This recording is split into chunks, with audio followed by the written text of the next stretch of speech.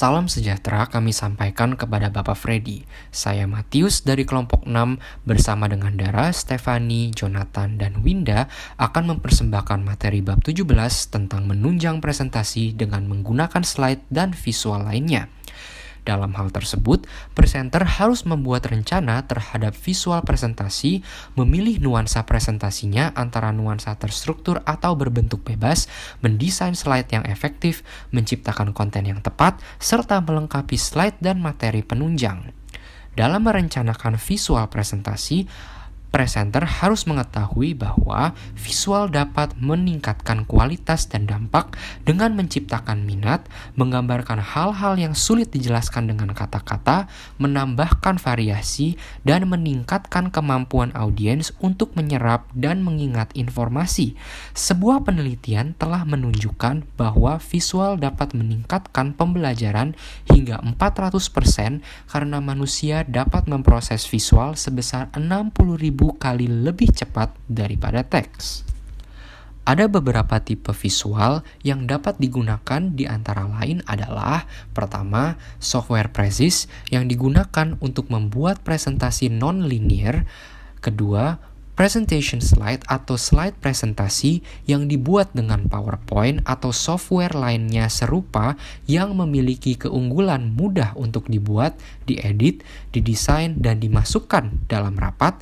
Dan ketiga, visual lainnya dimanapun lebih sesuai dari Prezi ataupun presentation slide, seperti sebuah video yang memperkenalkan sebuah perusahaan yang dapat memiliki dampak yang jauh lebih besar daripada serangkaian slide. Dalam merancang presentasi, presenter harus terlebih dahulu memilih media yang sesuai dengan melakukan analisis tentang konten yang akan dipersembahkan disesuaikan dengan profil audiensnya.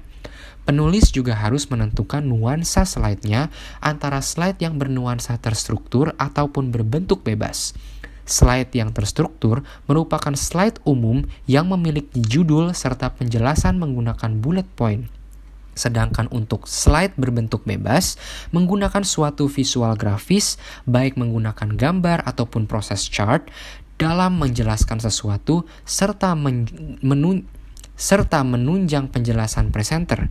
Setelah itu, presenter harus menentukan desain yang tepat untuk melengkapi karya pembuatan slide-nya.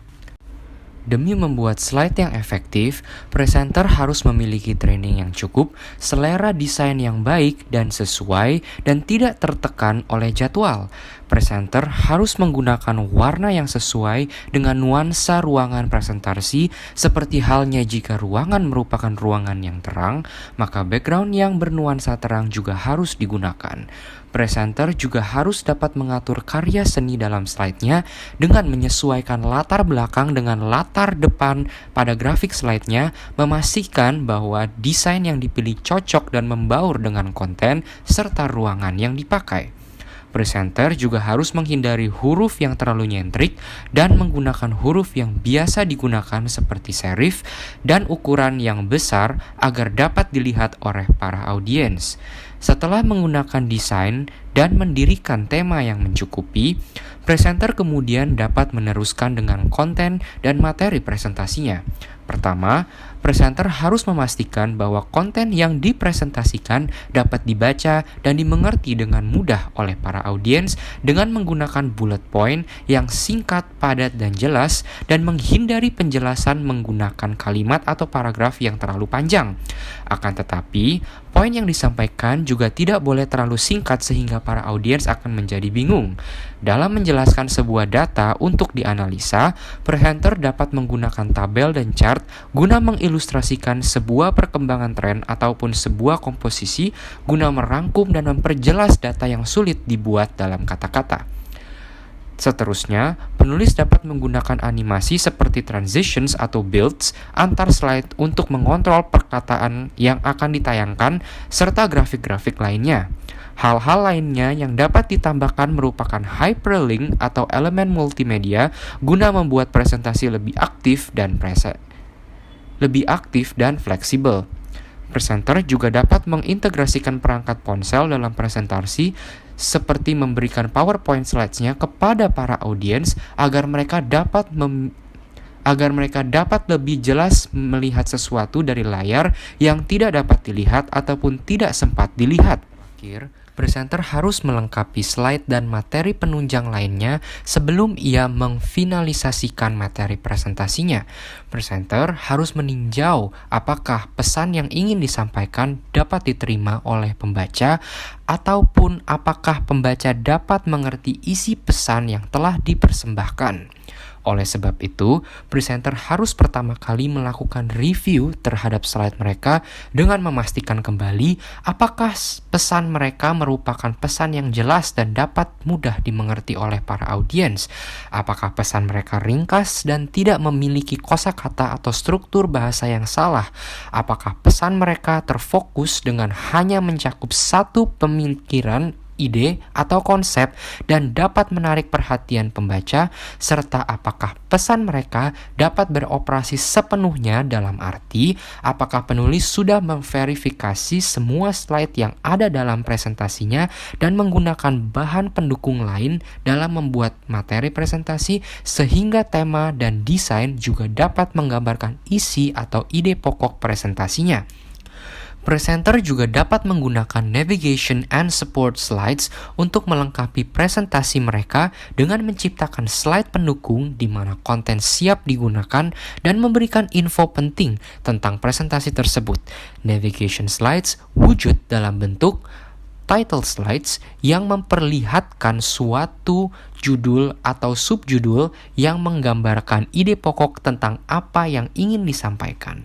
Kedua, menggunakan agenda and program details yang menggunakan slide untuk mengkomunikasikan agenda, presentasi, dan info tambahan yang mungkin dibutuhkan pembaca dan dapat menarik perhatian pembaca. Terakhir, navigation slides yang memberitahu pembaca garis besar topik yang ingin disampaikan. Terakhir, presenter juga dapat memberikan handouts atau selembaran informasi untuk referensi. Presenter dapat mencetak informasi lebih lanjut dan membagikannya kepada para audiens. Hal tersebut guna membantu para audiens untuk mengerti materi yang sedang dipresentasikan untuk menggunakan lembaran tersebut sebagai acuan. Konten lembaran yang baik akan memiliki charts or diagrams guna mendukung perbandingan atau analisis suatu data, articles and technical papers untuk menjelaskan suatu hal sebagai kredit referensi, case studies sebagai bacaan tambahan dalam presentasi bisnis, recommended resources yang merupakan sumber-sumber yang disarankan sebagai referensi yang berupa daftar situs web dan sumber online lainnya terkait dengan materi yang telah disampaikan. Dan terakhir, salinan slide presentasi sebagai acuan untuk audiens setelah presentasi telah berakhir. Dalam mendistribusikan selembaran tersebut, presenter harus memastikan bahwa selembaran dibagikan sebelum atau sesudah presentasi berlangsung dan memastikan konten lembaran sesuai dengan konten yang telah disampaikan pada saat presentasi, baik bersifat langsung maupun tidak langsung. Demikian presentasi kami. Atas perhatian kami ucapkan terima kasih. It's okay, it's okay. Hey, feeling good, like I should. When in dark, walk around the neighborhood. Feeling blessed, never stressed. Got that sunshine